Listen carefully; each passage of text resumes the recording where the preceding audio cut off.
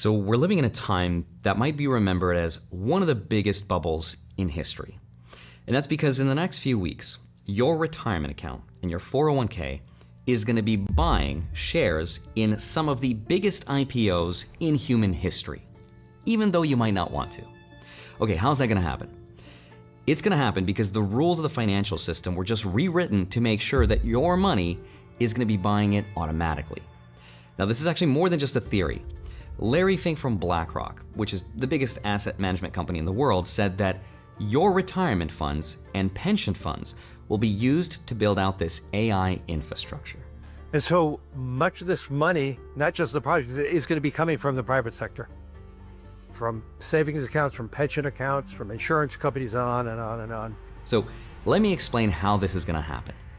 In the finance world, there's a concept called the IPO, or the initial public offering. That's when a private company goes public, right? It's when investors all around the world are finally able to buy shares and invest in a company. And one of those companies that's going public soon is SpaceX. And the value of that company is going to be $1.75 trillion. Now, to put that number in perspective, it would make SpaceX, on day one, more valuable than every American defense contractor combined. It would also be the biggest IPO in human history, even bigger than Saudi Aramco, which held that record since 2019. The difference, though, is that Saudi Aramco was the most profitable company on the planet when it listed, but SpaceX lost $5 billion last year.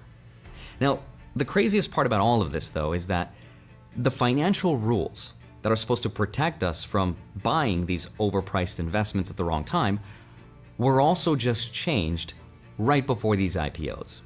And that's because on May 1st, the NASDAQ introduced something called the Fast Entry Rule, which cuts the waiting period for a company to be included in an index from 3 months to just 15 trading days. And what it also does is it gets rid of something called the float requirement that would have disqualified SpaceX, for example, from being included. The rule change will also force index funds to artificially inflate how much of the company they'll have to buy.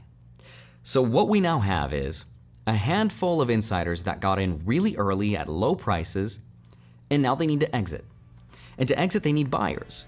They need a lot of buyers. Buyers that are going to absorb trillions of dollars worth of stock at peak values so that the insiders can walk away.